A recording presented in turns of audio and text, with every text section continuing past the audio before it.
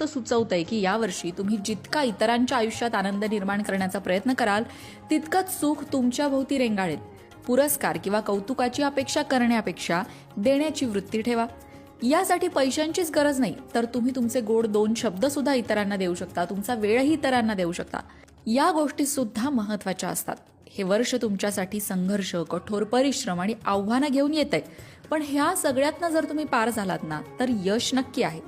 एक कठीण टप्पा सुरुवातीला येईल, परंतु तो पार पाडल्यानंतर सुखद फळं मिळणार आहेत.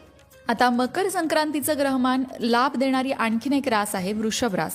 वृषभ राशीच्या लोकांना सुद्धा मकर संक्रांतीपासनं भाग्य अनुकूल असणार आहे. भावंडांकडून आणि पालकांकडून पूर्ण पाठिंबा मिळू शकेल. वडिलोपार्जित मालमत्तेतून महत्त्वपूर्ण फायदा मिळू शकेल.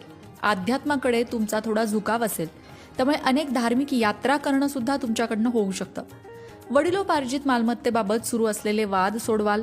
जोडीदारासोबत तुम्ही चांगला वेळ घालवाल, त्याने तुमचं मन प्रसन्न होईल. एकंदरीतच 2026चा विचार केला तर वृषभ राशीच्या लोकांसाठी हे वर्ष आपलं कुटुंब आणि मित्रांसोबतचे संबंध दृढ करणारं असणार आहे. तुमची खरी प्रगती तेव्हाच सिद्ध होईल जेव्हा तुमच्या यशात तुमचे प्रियजन सामील असतील. त्यांना केवळ आधाराचा खांब समजू नका, तर मार्गदर्शक दीपस्तंभ माना. स्वतःला सतत प्रेरित करा, कारण यावर्षी तुम्हाला बऱ्याच अडथळ्यांवर मात करायची आहे.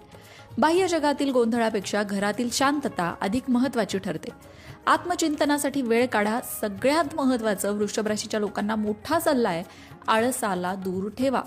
सोफ्यावर मोबाईल हातात घेऊन बसून राहण्यापेक्षा काहीतरी नवीन शिकण्याचा प्रयत्न करा.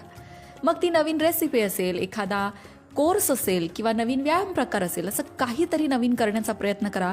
पण तुम्हाला मिळणारा मोकळा वेळ हातात मोबाईल घेऊन सतत सोफ्यावर आणि बेडवर बसून घालवू नका. ते तुमच्यासाठी तोट्याचं ठरेल.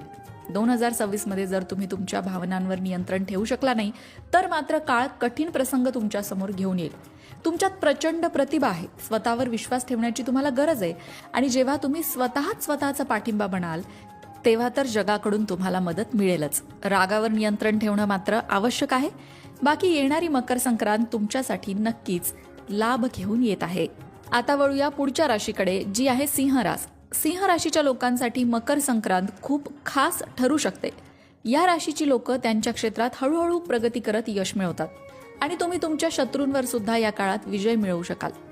जे काही प्रलंबित कामं किंवा कायदेशीर बाबी अडकल्या आहेत, न्यायालयीन प्रकरणांचा निकाल अडकलाय, त्या सगळ्या गोष्टी मार्गी लागू शकतात. तुमची आर्थिक परिस्थिती सुधारण्याकडे तुमचं पहिलं पाऊल पडू शकतं. भविष्यासाठी बचत करण्यासाठी तुम्ही चांगल्या योजना आखाल, ज्या भविष्यात तुम्हाला लाभ करून देतील.